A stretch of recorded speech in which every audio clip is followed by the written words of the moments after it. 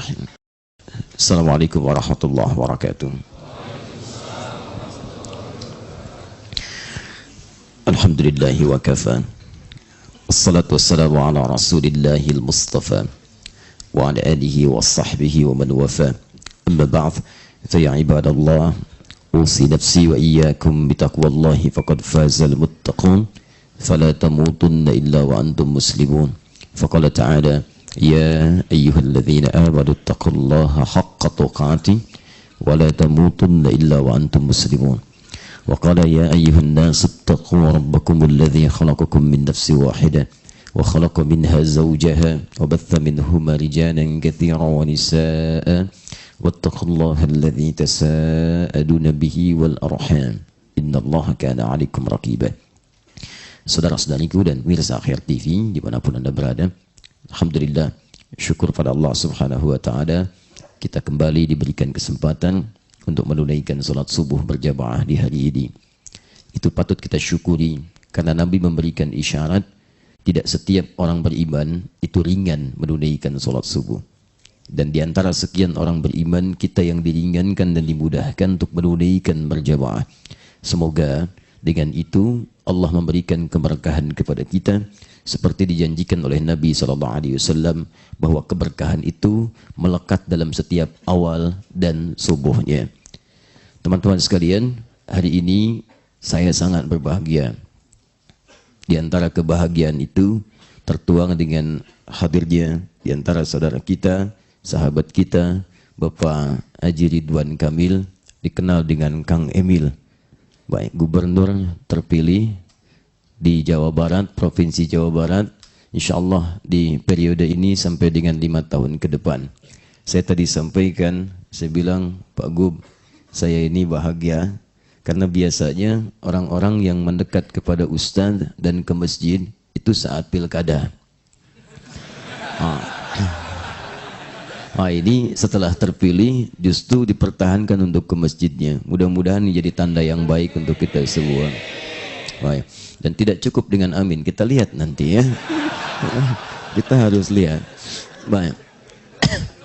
Dan saya sampaikan tadi pada beliau, mohon izin Kang Emil, saya bilang, Pak Gum, kedudukan itu sebetulnya bukan sekedar pilihan, tapi itu ketetapan yang Allah amanahkan.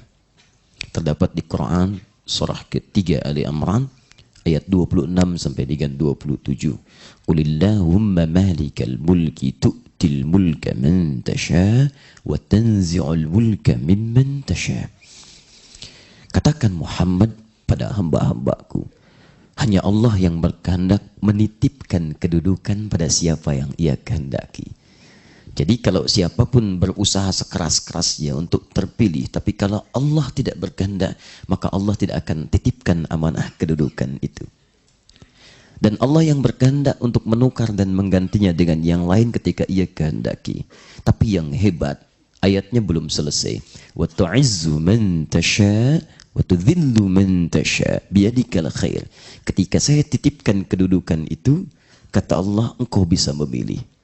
Apakah engkau ingin mendapatkan izzah, karisma, kekuatan, keberanian dan kehebatan yang dibanggakan, atau justru engkau gunakan kedudukan itu untuk berbuat sesuatu yang hina sehingga engkau terhina dalam kehidupan?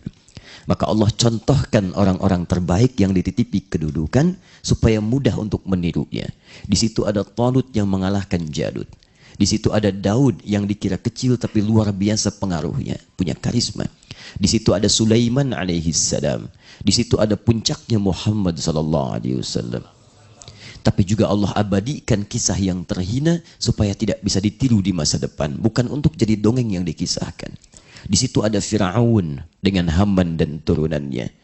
Ia berkongsi dengan pengusaha hitam bernama Qarun. Dia juga minta saran kepada orang-orang intelek tapi menyesatkan seperti Haman. Maka Allah hinakan sampai akhir zaman dengan menenggelamkan di lautan dan abadi jasadnya disaksikan. Orang yang menyaksikan itu bukan untuk bercerita apalagi selfie dengan mumi Firaun. Tapi Allah berkehendak supaya jadi pesan. Di situ ada Namrud. Nah, kita insya Allah berdoa mudah-mudahan Kang Emil atau ridwan kamil sesuai dengan namanya. Allah berikan keberkahan-keberkahan dan bimbingan supaya memilih yang pertama dan menghindari bagian-bagian yang kedua. Sudah ada Fir'aun, Kang Emil, dan jangan bersaing dengan Fir'aun, tidak akan menang. Tidak akan menang. Ya, segenap kekuatan apapun dikerahkan tidak akan unggul dibandingkan dengan Fir'aun. Karena itu tadi saat kita sholat subuh itu imam kita membacakan surah Al-Hijr dari ayat 26 rakaat pertama sampai ayat ke-50 setidaknya. Di situ Allah kisahkan makhluk pertama yang merasa congkak punya kedudukan. Ya, namanya iblis. Diminta oleh Allah untuk patuh, dia tidak mau patuh. Kenapa kamu tidak mau patuh? Saya lebih hebat dibandingkan dengan Adam.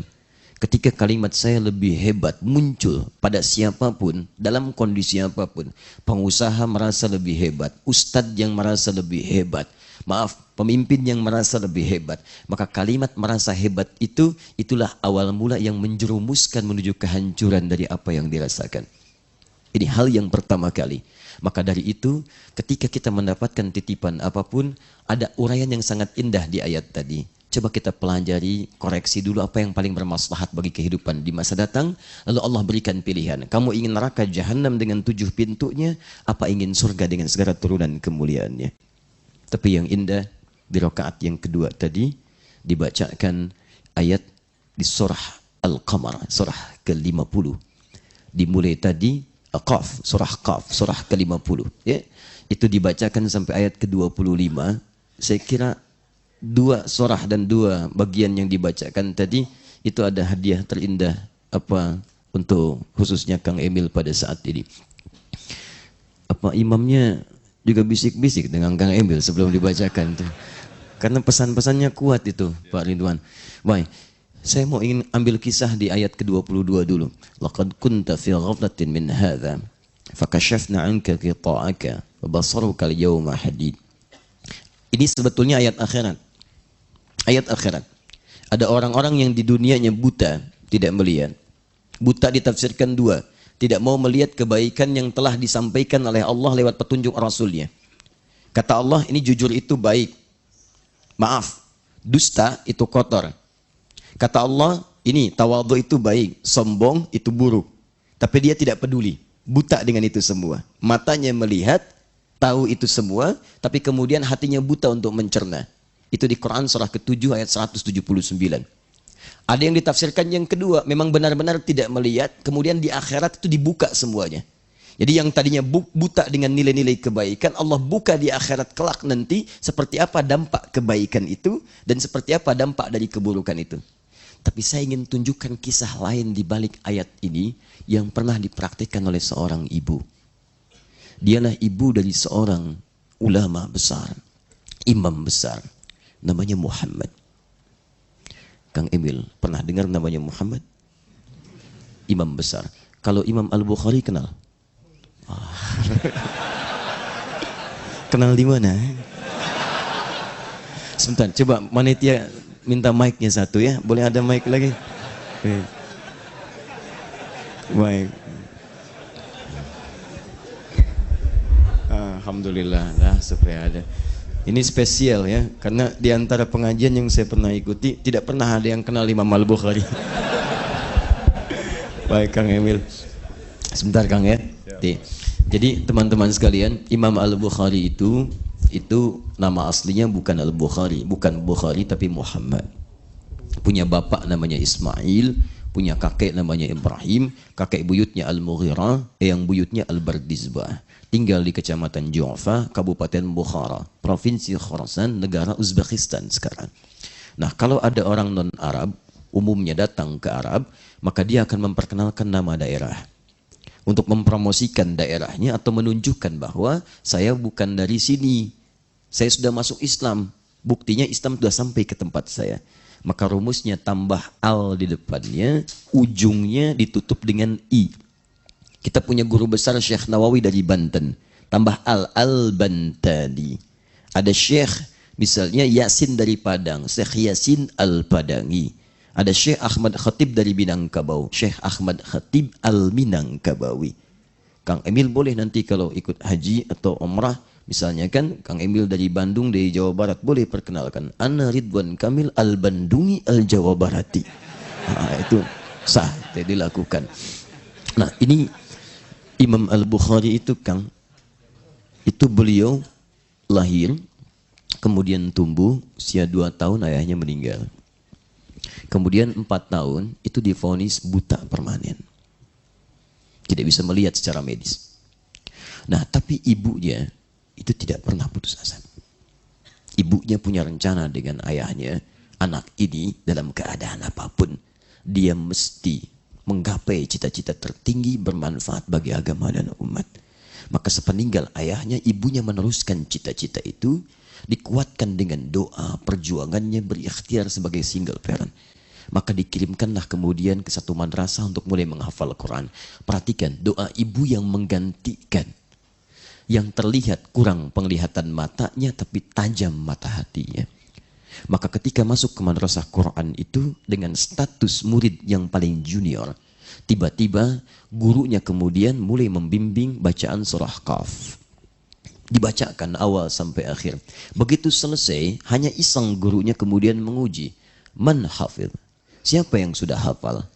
Di antara sekian murid itu, bahkan yang senior, tiba-tiba anak kecil yang tak melihat ini mengangkat tangan dengan lugunya dan dengan bahasa yang paling jujur di hatinya dia berkata, hafidhtu ala dhahri qalbi. Saya sudah hafal di dalam jiwa saya. Jadi ada hafal di dalam kepala, ada hafal di luar kepala. Anak ini mengatakan, saya sudah hafal dalam kepala, di jiwa saya. Gurunya kemudian kaget, kagum, dan merasa penasaran, dipanggil ke depan. Ta'al ya bunai, ia meraba jalan sampai ke depan. Iqra, bacakan. Maka dimulai oleh beliau, dibacakan dari awal. Qaf sampai ke ujungnya. Kata beliau, hasbuk. Masya Allah, itu bacaan. Bukan sekedar hafal, tapi tajwidnya sama persis dengan gurunya. Sekali dengar, hafal.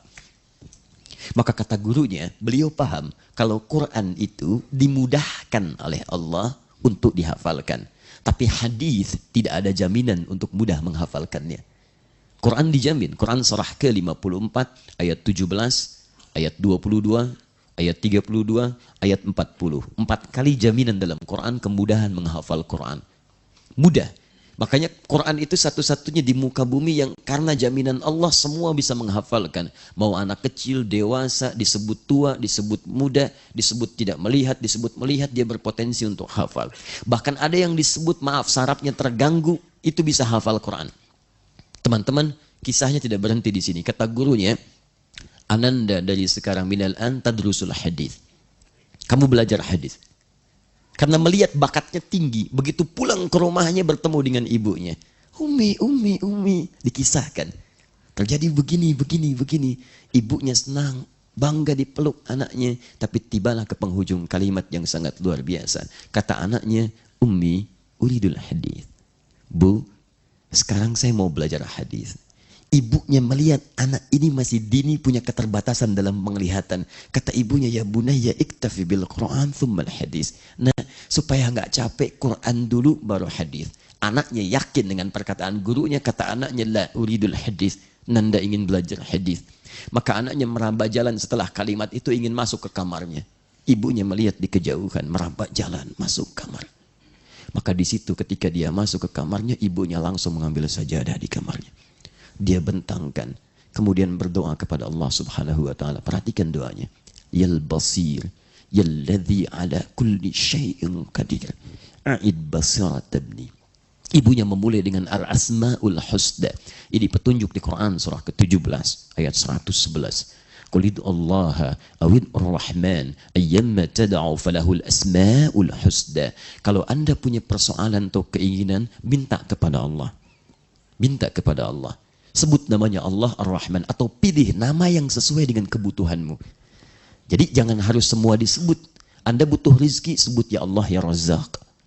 Nanti kalau ada kekuasaan, ada yang iseng menyakiti misalnya, atau iseng mengganggu, sebut ya Al-Jabbar, ya Al-Malik. Ya Allah berikan perlindungan, kekuatan. Anda misalnya sedang belajar, ingin dipercepat, sebut ya Al-Alim. Ibunya merasa, ya Allah yang maha melihat segalanya tanpa batas. Anak saya divonis tidak bisa melihat. Cari nama yang sesuai. Yal Basir. Ya Allah yang maha menatap dengan tajam. Ya alladzi ala kulli syai'in qadir. Yang tidak punya batas dalam kuasamu. Semua mengatakan anakku tidak melihat. Engkau yang maha melihat dan engkau tidak punya batas dalam ketetapanmu. A'id basirat tabni, mohon kembalikan penglihatan anakku. Ibunya mengatakan yal basir, anaknya ketika masuk kamar ternyata sedang mengulang surat Qaf tadi. Sampai di ayat ke-22. Jadi ketika ibunya menyebut yal basir, anaknya mengatakan laqad kunta fi ghaflatin min hadza. Dulu pandanganmu tertutup, tersekat, tidak bisa melihat dari apapun. Fakashafna 'anka ghita'aka. Maka mulai hari ini kami bukakan semua sekat yang menutup itu. Wa basarukal yauma hadid. Maka mulai hari ini pandanganmu akan menatap dengan tajam. Ibunya mengatakan yal basir, anaknya sampai di kalimat wa basarukal yauma hadid. Maka pandanganmu mulai hari ini akan menatap dengan tajam. Ketika sampai di ayat itu, tiba-tiba terperanjat karena ia merasa ada yang baru di matanya. Dia melihat ternyata bisa melihat di sekitarnya. Maka ia kejar ibunya. Yang pertama kali dikejar itu adalah ibundanya. Ummi, laqad ra'ait. Ma, aku bisa melihat. Kejar.